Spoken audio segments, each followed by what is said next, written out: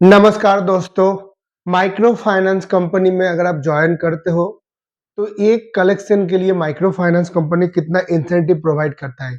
ये जो क्वेश्चन है, हर फ्रेशर के मन में रहता है कि माइक्रो फाइनेंस में अगर मैं जॉइन करता हूँ, पूरे महीने में अगर मेरे को अगर 400-500 कलेक्शन करना पड़ता है, तो 400-500 कलेक्शन करने के बाद कितना इंसेंटिव मेरे को मिलेगा? या 400-500 अगर आप कलेक्शन करते हो, तो कितना इंसेंटिव आपको मिल सकता है? अगर आप कलेक्शन का कितना परसेंटेज टारगेट कंप्लीट करने के बाद आपको इंसेंटिव मिलेगा? ये जो कलेक्शन इंसेंटिव है, ये कलेक्शन इंसेंटिव किस बेसिस पे डिसाइड होता है?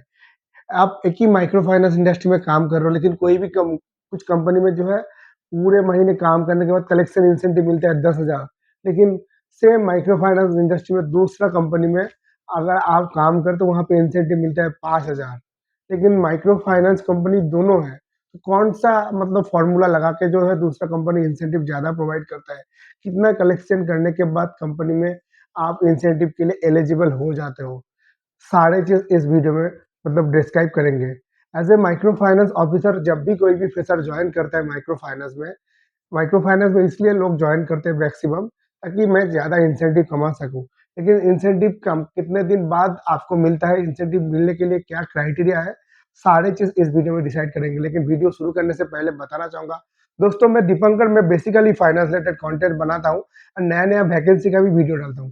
तो जो लोग मेरे चैनल पे पहली बार आए हो, फाइनेंस में अपना करियर शुरू करना चाहते हो, फाइनेंस को जानना चाहते हो, तो आप प्लीज़ मेरे चैनल को लाइक, सब्सक्राइब, कमेंट करके शेयर करके रख दीजिएगा ताकि इसके बाद जो भी मैं वीडियो डालूँ उसका नोटिफ़िकेशन आपके पास तुरंत चला आए। सबसे पहले मैं आपको बताना चाहूँगा कि माइक्रो फाइनेंस में कलेक्शन का जो इंसेंटिव है ये 2 तरह के प्रोसेस में डिसाइड होता है। इसीलिए मैं अपना व्हाइट बोर्ड के माध्यम से समझाऊँगा, वीडियो थोड़ा लंबा होगा, वीडियो के अंत तक बने रहिए ताकि आपको पूरा प्रोसेस पता चल जाएगा। एज़ ए लोन ऑफिसर जब भी आप कोई भी माइक्रो फाइनेंस कंपनी में जॉइन करते हो एज़ ए फ्रेशर, आपको पहले कोई भी कस्टमर आपका मतलब आपको असाइन नहीं किया जाता। तो ये बात समझ लो कि कोई भी माइक्रो फाइनेंस कंपनी में जब एज़ ए फ्रेशर जॉइन करते हो, एज़ ए फ्रेशर अगर कोई भी माइक्रो फाइनेंस कंपनी में आप जॉइन करते हो, तो आप कोई इंसेंटिव के लिए एलिजिबल नहीं होते हो। फ्रेशर जॉइनिंग करने के बाद कंपनी आपको एक ट्रेनिंग प्रोवाइड करता है। ट्रेनिंग, किस लिए ट्रेनिंग प्रोवाइड करता है? कलेक्शन एंड बिज़नेस को जानने के लिए।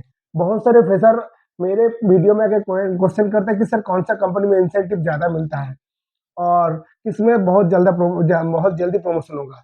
तो सबसे पहले मैं आपको बताना चाहूँगा जब आप फ्रेशर होते हो, तब आप कोई भी कंपनी के जॉब के लिए भी एलिजिबल नहीं होते हो। लेकिन माइक्रो फाइनेंस कंपनी जो है, सिर्फ़ उनको स्टाफ चाहिए इसीलिए कंपनी आपको जो है आपको जॉइन करवाता है, फिर आपको ट्रेनिंग प्रोवाइड करवाता है ताकि आप काम के लायक बन सको और इस ट्रेनिंग में आपको कंपनी सैलरी भी देता है।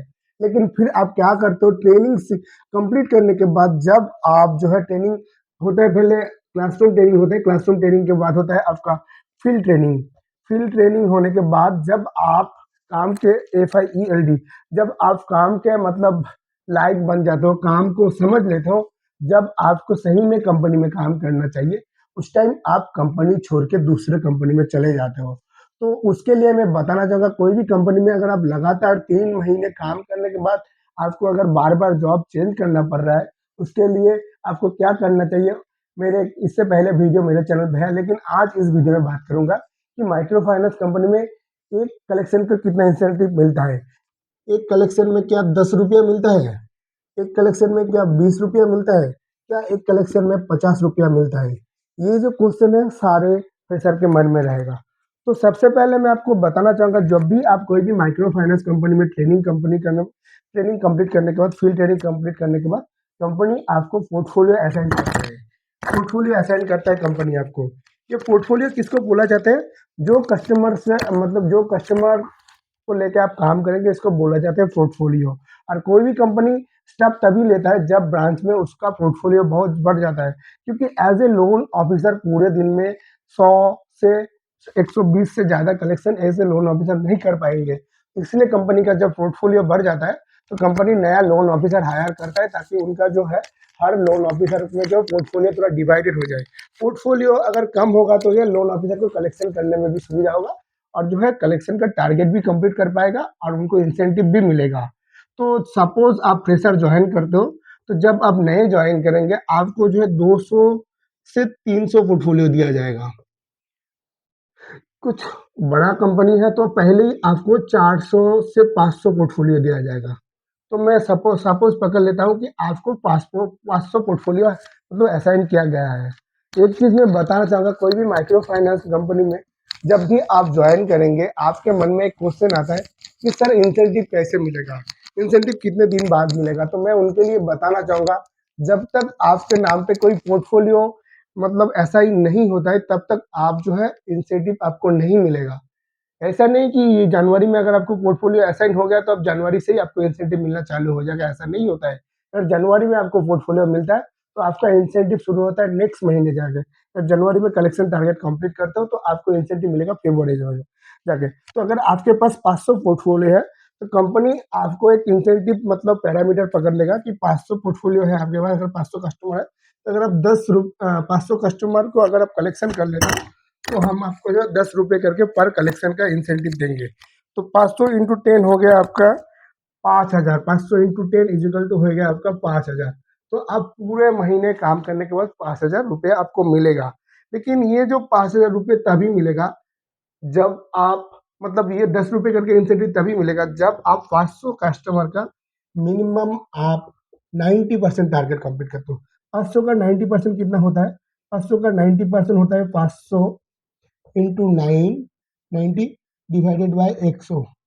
तो यहाँ पे हो गया 45,000। के बाद डिवाइडेड बाय अगर 100 करता हूँ और 45,000 डिवाइडेड बाय 100 करता हूँ तो टोटल जो रहता है, टोटल खाली होता है 450। तो 500 में से अगर आप 450 कलेक्शन करते हो तो कंपनी आपको 450 इंटू 10 आपको 4,500 रुपये इंसेंटिव प्रोवाइड करेगा। ये हो गया 4,500 रुपये इंसेंटिव। लेकिन सभी कंपनी में जो एक पैरामीटर रहता है कलेक्शन पैरामीटर, इससे कम अगर आप कलेक्शन करते हो तो कोई भी आपको इंसेंटिव प्रोवाइड नहीं किया जाएगा। तो ये जो कलेक्शन इंसेंटिव एंड ये जो कलेक्शन पैरामीटर है, अलग अलग कंपनी में अलग अलग डिसाइड होता है। कुछ कंपनी में 500 कलेक्शन में डिसाइड मतलब कुछ कंपनी में 500 कलेक्शन में आपको अगर 500 पोर्टफोलियो तो 20 रुपये करके दिया जाएगा। तो अगर आप 500 में 20 500 का 500 कलेक्शन करना तो 500 इंटू 10 हो गया आपका 10,000 रुपये आपका कलेक्शन इंसेंटिव। उसके साथ आपका बिजनेस इंसेंटिव भी अलग से होगा। तो कलेक्शन एंड बिजनेस इंसेंटिव मिला के 10,000 हो गया आपका कलेक्शन इंसेंटिव। उसके साथ बिजनेस इंसेंटिव भी 4-5 हज़ार जुड़ जाएगा। उसके साथ फ्यूल का पैसा भी 4-5 हज़ार जुड़ जाएगा। तो collection incentive, business incentive and fuel का पैसा मिला के 20,000। अगर आपके पास 15,000 सैलरी है तो 35,000 आपको इजीली मिल जाएगा। लेकिन ये जो कलेक्शन इंसेंटिव है, ये कलेक्शन इंसेंटिव अलग अलग कंपनी में अलग अलग डिसाइडेड होता है। कुछ कंपनी में रहता है 10,000, सॉरी कुछ कंपनी में रहता है 10 रुपये, कुछ कंपनी में 20 रुपये, कुछ कंपनी में 50 रुपये। तो जब भी आप सुनते हो कि कोई भी कंपनी में कि ये मतलब वो कंपनी में 50,000 फी इंसेंटिव दे रहा है तो उसमें जो है कलेक्शन इंसेंटिव जो है पोर्टफोलियो का ज़्यादा है, इसलिए उनको इंसेंटिव ज़्यादा मिलता है। लेकिन जो जो कंपनी में कलेक्शन इंसेंटिव ज़्यादा होता है वहाँ पे जो कलेक्शन टारगेट भी बहुत ज़्यादा होता है।